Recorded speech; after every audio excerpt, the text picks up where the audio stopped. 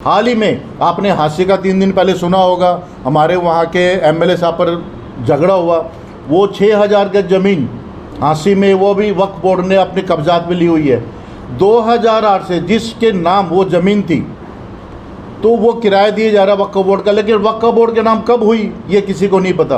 1971 में supreme court में एक अपील दायर हुई, जिसमें सुनवाई करते करते अगस्त 1975 में सुप्रीम कोर्ट ने ये अपील को इस खारिज कर दिया कि जितनी भी ये वक्फ की संपत्तियां वक्फ बोर्ड को दी गई हैं ये असंवैधानिक हैं, यानी ये कानूनी रूप से वक्फ बोर्ड इसका मालिक नहीं है। इमामबाड़ा, मस्जिद, ईदगाह आदि भी ये लोग किराए पर नहीं दे सकते, परंतु उन्होंने उन सबको तोड़ फोड़ करके उसमें दुकानें बनाकर, घर बनाकर लोगों को किराए पर दिया हुआ है, जो कि गैर कानूनी है। 2013-14 में जाते जाते कांग्रेस सरकार ने उनको इतनी ज़्यादा पावरफुल कर दिया कि उनकी कोई सुनवाई होने वाली थी ही नहीं। जितने भी किराएदार थे, इनकी एक अपनी खुद की ट्रिब्यूनल बना दी, कोर्ट बना दी, जिसमें पीएन से लेकर जज तक सारे ही मुस्लिम भाई होते थे, जिस पर कोई सुनवाई नहीं होती थी। आज भी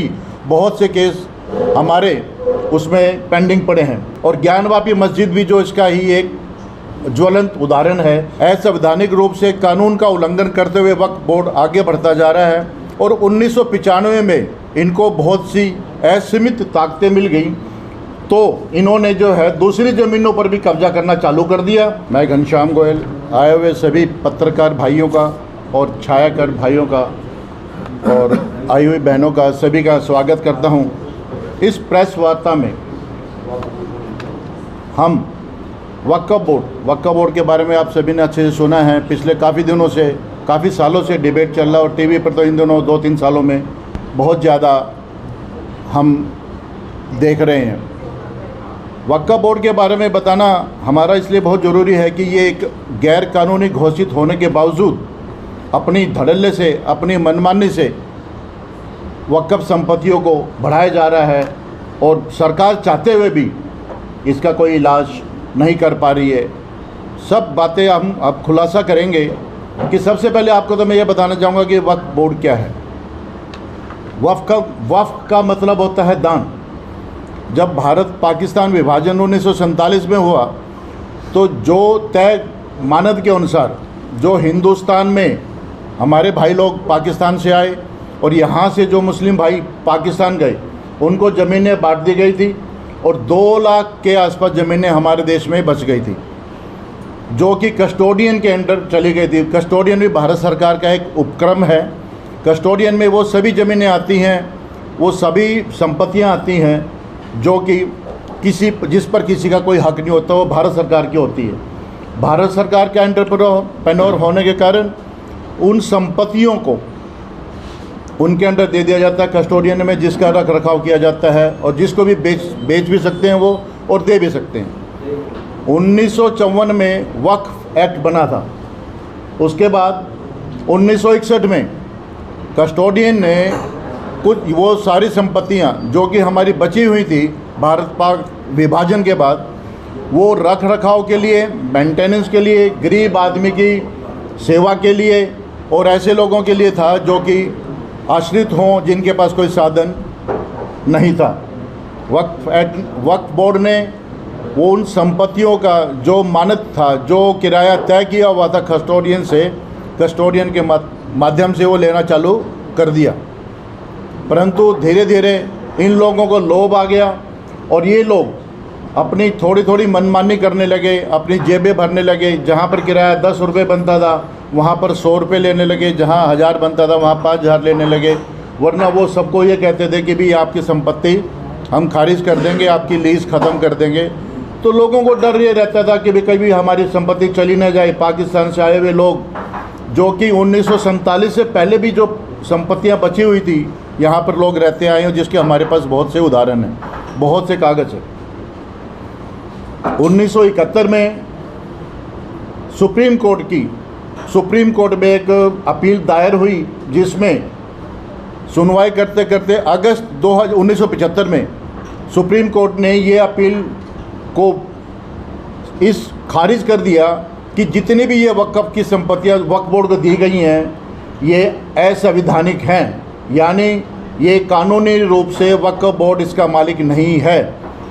असंवैधानिक घोषित होने के बावजूद वक्फ बोर्ड, क्योंकि इस पर कब्जा पूर्व सरकार का था और कोई सुनवाई नहीं होती थी, अपनी मनमानी करता रहा और वो अपनी मर्ज़ी से वो किराया लेता रहा, जिस पर लोगों ने ऑब्जेक्शन भी किया, परंतु किसी ऑब्जेक्शन का किसी को कोई फ़ायदा नहीं हुआ।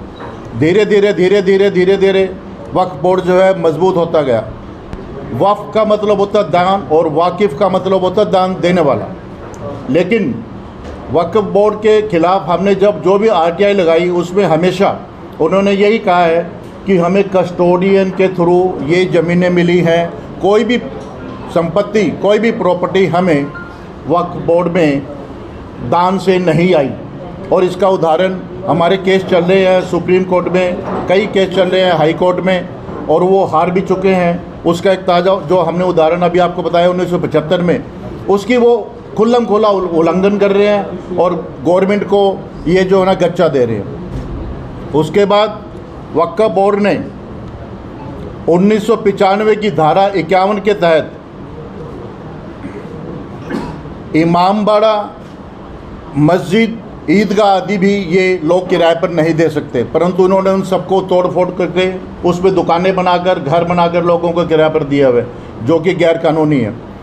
वक्फ बोर्ड का किसी भी रूप में कोई अधिकार नहीं है। हालांकि वक्फ बोर्ड भी भारत सरकार का एक उपक्रम है। हरियाणा, पंजाब, हिमाचल, दिल्ली या कोई भी स्टेट में, हर स्टेट में वक्फ बोर्ड का गठन हुआ है, जो कि सेंट्रल वक्फ बोर्ड के अंडर आता है। सेंट्रल वक्फ बोर्ड में पहले हमारे जो इंचार्ज होते थे, मिनिस्टर होते थे, MP होते थे, वो मिस्टर नकवी होते थे। अब जो है किरण रिजिजू जो है वो उसके इंचार्ज हैं। हम कई बार नकवी साहब से मिले, लेकिन कोई संतोषपूर्वक इसका कोई जवाब नहीं मिला। 1975 के जो एक्ट है उसका असंवैधानिक रूप से कानून का उल्लंघन करते हुए वक्फ बोर्ड आगे बढ़ता जा रहा है और 1995 में इनको बहुत सी असीमित ताकतें मिल गई, तो इन्होंने जो है दूसरी ज़मीनों पर भी कब्जा करना चालू कर दिया। जिस ज़मीन पर उनका कोई मतलब नहीं है, जिस ज़मीन पर उनका कोई अधिकार नहीं है, फिर भी उन लोगों ने कब्जा कर दिया और अपना झंडा गाड़ दिया कि भी ये वक्फ बोर्ड की है। आपको मैं बता दूं कि वक्फ बोर्ड को इतनी ताकतें मिलने के बाद, किराया मिलने के बाद भी वो लोग काबू में नहीं आए, तो 2013-14 में जाते जाते कांग्रेस सरकार ने उनको इतनी ज़्यादा पावरफुल कर दिया कि उनकी कोई सुनवाई होने वाली थी ही नहीं। जितने भी किराएदार थे, इनकी एक अपनी खुद की ट्रिब्यूनल बना दी, कोर्ट बना दी, जिसमें PN से लेकर जज तक सारे ही मुस्लिम भाई होते थे, जिस पर कोई सुनवाई नहीं होती थी। आज भी बहुत से केस हमारे उसमें पेंडिंग पड़े हैं। केस के मतलब ये है कि भी हमने केस किया, हम इंतज़ार करते रहे, फैसला उनके पक्ष में चला गया। इन्होंने कहा भी हम जो है ना आपके फेवर में कर रहे हैं, लेकिन ऐसा नहीं हुआ। पूर्व मुख्यमंत्री श्री मनोहर लाल जी ने पिछले 10 सालों में हमें काफ़ी बचा के रखा, काफ़ी हमारी सहायता की और वक्फ बोर्ड को ये कहा कि भी जो पुराने बैठे हैं 2014 से पहले कि उन सबका पुराने तरीके से किराया लिया जाए, लेकिन इन्होंने वो किराया लागू नहीं किया और एक अपनी ही ट्रिब्यूनल के थ्रू और नए रेट से, एक लीज रेट के हिसाब से इन्होंने किराया लेना चालू कर दिया, जिसका हमने प्रोटेस्ट किया, जिसके संदर्भ में हमने हमारी एसोसिएशन हरियाणा वक्फ लैंड होल्डर एसोसिएशन रजिस्टर्ड दर्ज करवाई और उसके माध्यम से हमने हिसार, हरियाणा, दिल्ली, पंजाब, हिमाचल, जयपुर कई जगह पर हमने प्रोटेस्ट किया, सरकार को चेताया। और ज्ञानवापी मस्जिद भी जो इसका ही एक ज्वलंत उदाहरण है, जिसमें आप देख रहे हैं कई जगह आप देख रहे हैं वक्फ बोर्ड पूरे हिंदुस्तान में, कर्नाटक में, साउथ में और कई जगह पर पूरे गांव के गांव अपने कब्जे में ले रहे हैं। जिस जगह पर इन्होंने अपना झंडा गाड़ दिया तो उसको जवाब देने वाला कोई नहीं है, उनको पूछने वाला कोई नहीं और कोई कानून में ऐसा प्रावधान नहीं है कि भी इनको रोक सके। हाल ही में आपने हादसे का 3 दिन पहले सुना होगा, हमारे वहाँ के MLA साहब पर झगड़ा हुआ, वो 6000 गज ज़मीन हांसी में वो भी वक्फ बोर्ड ने अपने कब्जात में ली हुई है। 2008 से जिसके नाम वो ज़मीन थी तो वो किराया दिया जा रहा वक्फ बोर्ड का, लेकिन वक्फ बोर्ड के नाम कब हुई ये किसी को नहीं पता। 100 साल से वो ज़मीन वहाँ ट्रक यूनियन के पास है, लेकिन कभी भी वक्फ बोर्ड का नाम नहीं आया। ऐसे ही बहुत सी ज़मीनें, बहुत से मंदिर, बहुत से हमारे जो जगह हैं उन्होंने कब्जा किया हुआ है और लोगों को तंग किया हुआ है। पूरे हिंदुस्तान में लगभग 20 करोड़ लोग इससे इफ़ेक्टिव हैं। खुद हमारे हरियाणा में 18 लाख लोग बहुत ज़्यादा इफ़ेक्टिव हैं और जगह जगह प्रोटेस्ट करने के बावजूद MP MLA से मिलने, गवर्नर से, CM साहब से और मिलने के बावजूद इसका कोई सही तरीके से हल नहीं निकल रहा है और ना ही सरकार इस पर कोई ऐसी एक्शन ले रही है जिससे कि वक्फ बोर्ड भंग हो सके, वक्फ बोर्ड ख़त्म कर सके। आप लंबे टाइम से प्रोटेस्ट कर रहे हैं, सब कुछ कर रहे हैं, हम 10 साल से रोका, उन्होंने, हम किराया नहीं दे रहे, उनके मांगने के बावजूद हम उनको किराया नहीं दे रहे। हमने कहा हम किराया देने को तैयार है, आप लिख के दो कि ये भारत सरकार की संपत्ति है, क्योंकि ये भारत सरकार की संपत्ति है, वक्फ बोर्ड कोई मालिक नहीं है। वक्फ बोर्ड है गवर्नमेंट ऑफ इंडिया का। लास्ट टाइम मैंने आपने 6 इंटरव्यू लेते तो कहा था कि ये आज़ाद भारत की कहानी नजर नहीं आती, गुलाम भारत की कहानी नजर आती है। गुलाम भारत की आज़ादी तो आज भी हमारी ज़मीन पे हम बैठे 40-50 साल 60 साल हो गए और उसके बाद भी मालिक, हाँ कोई शॉर्ट ही नहीं, हम मालिक नहीं है। कोई भी आता झंडा गाड़ता और आपको उठा देता है, बस वो हमको उठा देता है। लेकिन अब हम जब से हमारी यूनियन बनी है हमें उठाने वाला कोई नहीं हुआ। जो ज़मीन इनके अंडर थी वो तो देखो इनके अंडर रहेंगी, बाकी हमें हटाने वाला कोई नहीं है। इन्होंने धक्के से अगर किसी के नाम भी किया है, हमने प्रोटेस्ट किया, उसको बाईबैक करवाया। आपने हांसी का मामला उठाया, उसको खाली करवा दिया। 100 साल से वो लोग बैठे थे। हाँ तो वो खाली उनसे नहीं करवाया जो बैठे हैं, ट्रक यूनियन के पास ही है, लेकिन ये वक्फ बोर्ड की नहीं है, उसके अगेंस्ट प्रोटेस्ट करने वाला कोई नहीं है और हम प्रोटेस्ट कर रहे हैं। कम से कम ये अपना जवाब तो दें वक्फ बोर्ड, या गवर्नमेंट अपना जवाब तो दे, सेंट्रल गवर्नमेंट अपना जवाब तो दे कि ये वक्फ बोर्ड है क्या। वक्फ बोर्ड जो है इनके पास कोई ज़मीन का मालिकाना हक नहीं है और ये जगह जगह मुस्लिम लोग अब कह रहे हैं कि भी वक्फ बोर्ड के होते हुए हमें कोई चिंता करने की ज़रूरत नहीं, हमारे पास बहुत ज़्यादा प्रॉपर्टी है। आपकी नॉलेज के लिए बता दूं, रेलवे और डिफेंस के बाद वक्फ बोर्ड के पास तीसरी सबसे ज़्यादा संपत्तियां पूरे भारतवर्ष में हैं। आप करने क्या जा रहे हैं? आप ये एसोसिएशन क्या विरोध करने जा रही है? हमारी एसोसिएशन ये विरोध कर रही है कि भी जो प्रॉपर्टी पर हम बैठे हैं उसकी तहकीकात की जाए कि पीछे ये ज़मीन किसकी थी। हम मान रहे हैं कि हम किराए पर बैठे हैं, लेकिन वो भारत सरकार की है, भारत सरकार हमसे किराया ले, रसीद दे, दैट्स ऑल। क्या उनको मालिकाना हक नहीं मिलना चाहिए जो किराए में जो किराएदार बैठे हैं? हमने कई बार लिख के दिया है, नकवी साहब को, माननीय मुख्यमंत्री साहब को भी दिया था, सबको हमने लेटर दिया था। जवाब आया था कि हम इसको खरीदने को वाजिब रेट में खरीदने को तैयार हैं और इन सभी को इस पर जो बैठे हैं इसमें कोई एक हिंदू ही नहीं है, लाखों लाखों लोग जो बैठे हैं वो सभी जाति के लोग हैं, हिंदू है, मुस्लिम है, सिख है, ईसाई है, इवन जो मेंबर ऑफ पार्लियामेंट है 554 या जो 544, उनसे कहीं जाति के लोग इस पर बैठे हैं। तो उसमें कोई जातिवाद का कोई चक्कर नहीं है, किसी एक पर्टिकुलर जाति के लिए नहीं है और सभी का इस पर जो है हक है, जो बैठे हैं उनका मालिकाना हक है और वो इसके मालिक है। इलेक्शन आ रहे हैं तो क्या विरोध करेंगे इस बार सरकार का इस मामले को लेकर? देखिए, इलेक्शन में हमने अपने इसमें डिमांड की है कि जो भी सरकार अपनी मैनिफेस्टो में ये घोषणा करेगा, जो भी पार्टी, जितनी भी राजनीतिक पार्टी है, जो ये तय करेगा, घोषणा करेगा कि हम वक्फ बोर्ड की ये संपत्ति है वो मालिकाना हक दिलवाएंगे। सेंटर के स्टेट में किसके हाथ में है? स्टेट के हाथ में है सेंटर? ये कानून तो सेंट्रल है, लेकिन स्टेट को भी पावर दी हुई है कि उसमें अमूलचूल परिवर्तन कर सकते हैं। पंजाब जी, ये इतना पेचीदा मामला है और भारत आज़ाद है अभी, तो पब्लिक ने ऐसा क्यों नहीं किया कि इस पे जो है अभी आप टीवी में सुन रहे होंगे, हमारे अश्विनी उपाध्याय जी हैं, हमारे जैन साहब हरिशंकर जी जैन हैं, विष्णु शंकर जी जैन हैं और बहुत से हमारे बड़े बड़े अधिवक्ता इसके पीछे लगे हुए हैं, लोगों को अवेयर कर रहे हैं जाकर। हम लोग भी कर रहे हैं कि भी ये वक्त प्रॉपर्टी जिस पर आप बैठे आपका हक है, जितना भी आप बैठे हैं उससे कहीं ज़्यादा किराया दे चुके होंगे। और एक बड़ी बात और बता दूं, जितनी भी संपत्तियां हमें मिली हुई है, जो भी किराएदार को मिली हुई हैं, उसको बनाने में पैसा रहने वालों का लगा है, ना कि वक्फ बोर्ड का।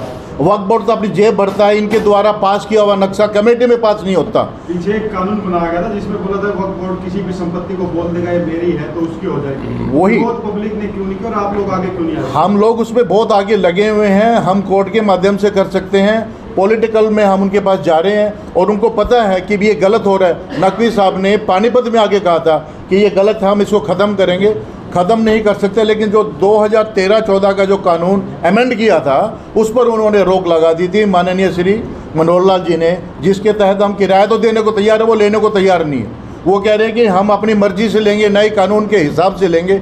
हम कहा भी हम नए कानून के हिसाब से किराया नहीं देंगे, आप कभी भी हमसे किराया ले लो, पुराने तरीके से ले लो। जी, लैंड होल्डर्स एसोसिएशन की मांग क्या है? आप थोड़ा सा इसको और पेचीदा बनाया, साफ शब्दों में आपकी मांग। हमारी मांग यही है कि पूरे भारतवर्ष में जितने भी किराएदार हैं या पूरे हरियाणा में जितने भी किराएदार हैं, उन सभी को अगर बहुत ज़्यादा गरीब है तो सरकार मुफ्त दे, या उन सभी को वाजिब दाम लेके और ये संपत्तियां दे। और इतना पैसा आएगा कि भी सोच भी नहीं सकते कि कितना पैसा आएगा।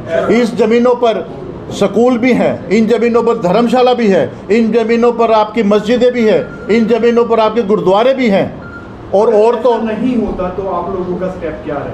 हमारा स्टेप, हम प्रोटेस्ट करते रहेंगे, हम कोर्ट में गए हुए हैं, कोर्ट में जाते रहेंगे। और हमने कहा है सरकार के इलेक्शन में जो है ना विरोध भी हुआ है, एमपी में भी काफ़ी विरोध हुआ है, लेकिन क्योंकि सरकार तो इसी ने करना, पूर्व कांग्रेस सरकार द्वारा बनाया गया ये कानून है, तो वक्फ बोर्ड को वो कांग्रेस ने सरकार ने ये कानून बनाया, कांग्रेस वक्फ बोर्ड को आगे किया। अभी क्या मानते हो 10 साल में जैसे 11वीं साल में होगी भाजपा सरकार मजबूर क्यों है? भाजपा ये कानून 370 से बड़ा है। वैसे तो मैं आपको बता दूं छुड़ाना कोई आसान नहीं है, लेकिन हम बचे हुए हैं सिर्फ बीजेपी के कारण। मैं कोई पार्टी का पक्ष नहीं कर रहा हूं, हम 10 सालों में बचे हुए, वरना तो 2013-14 में जब कांग्रेस गई, जाते जाते ठीक 5 दिन पहले दिल्ली में 123 प्रॉपर्टी आप सभी की नॉलेज में है, उन्होंने जो है ना वक्फ बोर्ड को दे दी, जो अब 3 साल पहले जाके छूटी है। कोई भी रोड इन्होंने नहीं बक्साई बनी। इलाहाबाद हाई कोर्ट इनडायरेक्टली आप बीजेपी को सपोर्ट करने वाले लोरिया साहब, सीधी सी बात हम है। पार्टी से को आपके खास भी आप फिर भी आपके काम नहीं होगा। खास मैं भी हूँ, परसों मिला था। मेरा लोरिया साहब से सवाल है, नहीं, लोरिया साहब खास है, पावरफुल है, आप लोगों की सुनवाई नहीं हो रही, आम आदमी कहाँ से हो फिर बीजेपी? हम आम आदमी ही हैं और आम आदमी ही किराए, अगर आम आदमी नहीं होते तो ये किराए पर नहीं बैठे हुए मिलते। हम इस पर कब्जा करके कुछ भी करते, जब जो भी करना कर लो, नहीं करते कुछ भी। हम एक कानूनी रूप से चल रहे हैं, कानूनी रूप से हमारी जीत होनी चाहिए और हमारा हक बनता है कानूनी रूप से। माइक लाना सर मुश्किल बहुत है, एक माइक नहीं आता सर, इतने माइक आए, आप आम आदमी होते तो यहाँ पे इतने माइक आ जाते सर। हमारा तो ये कहना है सर, हम सरकार के साथ होगी, बीजेपी की पावर के साथ होगी, आप ये नहीं करा पाए, तो अब क्या मतलब बीजेपी को दोबारा सपोर्ट कर रहे हैं? हमने सरकार को और सभी को अपने मैनिफेस्टो के लिए इसमें लिखा है, इलेक्शन आने वाले में आपने कहा है कि बीजेपी ने बचाया, आगे बीजेपी आनी चाहिए, आप इनडायरेक्टली सपोर्ट कर रहे हैं। भाई देखो 15 से 18 सीट पर फर्क पड़ेगा। जो भी सरकार हमें सपोर्ट करेगी, जो भी आने वाली पार्टी हमें सपोर्ट करेगी, वो 18 लाख से 15 लाख हमारे जो हरियाणा में 15 से 18 लाख वोटर है। 15 से 18 लाख। हिसार के लोकल विधायक से मिले मंत्री जी से कई बार, हम उनके साथ ही रहते हैं जी मोस्टली। उनको बहुत बार कहा है, उन्होंने सीएम साहब को कहा है और सीएम साहब ने कहा कि हम कर रहे हैं। कई बार मिले हैं हिसार के एमएलए साहब से, घनश्याम जी, और अभी हाल ही में एक हफ्ता पहले सीएम साहब से भी मिल के आए हैं। हम चंडीगढ़ में थे और हिसार के जो एमएलए साहब डॉक्टर साहब मेरे साथ ही थे, उन्होंने सीएम साहब को सरकार गई तो आपकी दुकान में जोड़ खतरे में आ जाएंगी अगर बीजेपी सरकार गई। देखिए खतरा तो मंडरा ही रहा है जब से 1995 से, वो बढ़ ही रहे हैं। सरकार गई तो लेकिन बढ़ जाएगा। हम स्ट्रोंग हैं। अगर ये सरकार हमारा, सरकार गई तो बढ़ जाएगा। वो सरकार जाना ना जाना हमारे हाथ में नहीं। कह रहे थे कि बीजेपी को 10 साल बचे हुए, बीजेपी गई तो फिर हम गए। बचे हुए नहीं कहा मैंने, अभी कहा पीछे 10 सालों से हम उनके कारण बचे हुए हैं। उन्हीं के कारण तो सर। हाँ। फिर ये गई तो मतलब आप फिर और कमजोर हो जाएंगे। क्यों जाएगी या जाएगी, वो तो उनका मैनिफेस्टो क्लियर करेगा। अच्छा। हमारे सरकार से अगर कांग्रेस ने मैनिफेस्टो में डाल दिया तो फिर आप कांग्रेस को सपोर्ट करेंगे? किसी भी पार्टी, कोई भी पार्टी हमारी सपोर्ट करेगी तो हम, जो हमारी यूनियन फैसला लेगी उसके पक्ष में जाए। एसोसिएशन हमारी फैसला लेगी। अच्छा, हमारी ये तो ये आप कह रहे हैं बीजेपी ने बचाया और बीजेपी आएगी तो फैसला तो लेंगे indirectly। देखिए जो सरकार होती है गुहार तो उसी से लगाई जाती है और दूसरी पार्टी से तो गुहार नहीं लगा रहे। आप कह रहे हैं 10 साल से बचे हुए थे, हम कांग्रेस साथी तो आप 10 साल से बचे ही नहीं। 10 साल से बीजेपी पिछले इलेक्शन में पानीपत में मुझे खुद हुड्डा साहब ने बुलाया था कि भी आप आ जाओ, हमारी स्टेज पर आओ, आप अपने आदमी को लेके आओ, हम जो है ना घोषणा करेंगे। मैंने कहा पहले आप घोषणा कर दो कि भी हम वक्फ बोर्ड से छुटकारा दिलाएंगे, हम आपके साथ आ जाएंगे। उन्होंने घोषणा की नहीं, हम गए नहीं। चाहे पूरी इंडिया में पहुंचाओ, टीवी पर जो आ रहा है वो जरूर दो, लाइव दो। आप कांग्रेस को ज्वाइन कर सकते हैं अगर ये ऐलान होता है। नहीं, हम किसी पार्टी में नहीं, ये ज्वाइन नहीं करेंगे। हम उनको सपोर्ट कर रहे हैं, हम उसी पार्टी को करेंगे। एसोसिएशन की मांगों को मानेगा, उसको हम पूरी तरह से पूरे हरियाणा में नहीं पूरे भारत में सपोर्ट करेंगे।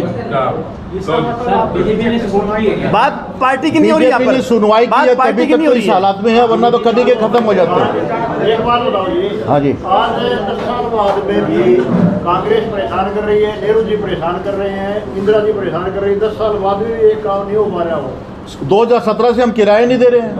वो तो फिर कदे दे दो इकट्ठा नहीं कदे क्यों, वो कभी का ले लेते हैं डंडे के जोर पर। वो तो डॉक्टर का पीरियड डाल 3 साल बाद में दे दो। हम 2017 से किराया नहीं दे रहे हैं और उनको कह रहे हैं कि आप लिख के दो भारत सरकार की प्रॉपर्टी है। इकट्ठा हो रहा है, वो तो उनका इकट्ठा हो रहा है।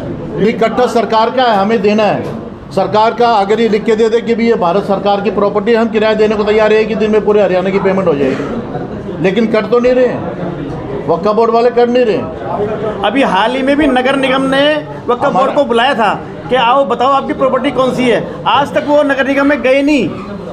नगर निगम वालों ने उन्होंने बुलाया, कमिश्नर साहब ने बुलाया, वो उनके पास गए, ठीक है हम जवाब देते हैं, वहाँ ही नहीं, कोर्ट में भी कहीं भी जवाब नहीं दे रहे, हर जगह से वो भाग रहे हैं। कई सिविल कोर्ट में हार चुके हैं, हाई कोर्ट में कई केस हार चुके हैं।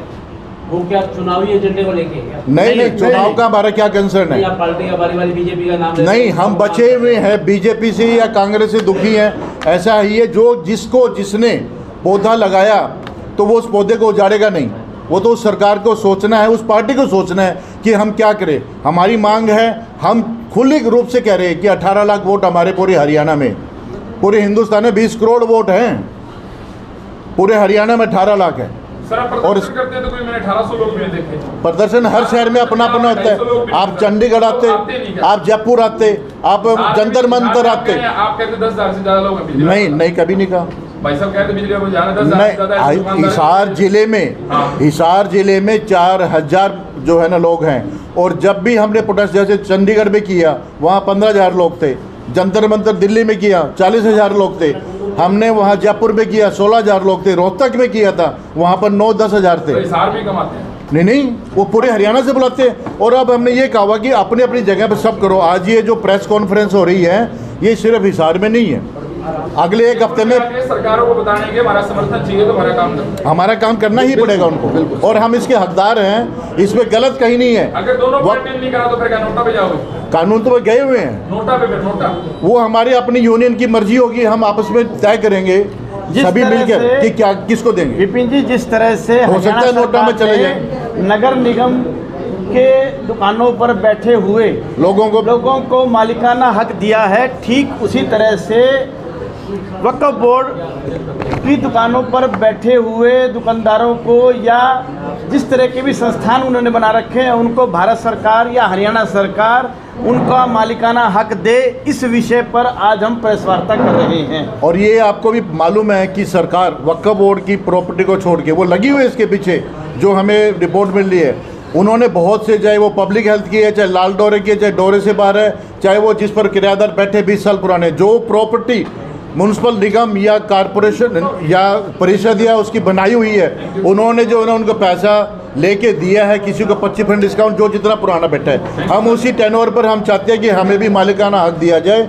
और इसमें गरीब लोग बहुत हैं, मैं आपको बता दूं, कोई 9 गज में बैठा है, कोई 20 गज में बैठा है, कोई 10 गज में बैठा है, मुस्लिम लोग बहुत बैठे हैं। मैंने पैदल घूम के नूह इलाके में पता किया है, इतने गरीब लोग हैं जिन्होंने अपने ऑर्नामेंट्स बेच के अपने मकान बनाए, कच्चे पक्के, जैसे भी खून के आंसू रो रहे हैं वो। उन लोगों की ज़रूरत के लिए ये ज़रूरी है हम सभी को मालिकाना हक दिया जाए।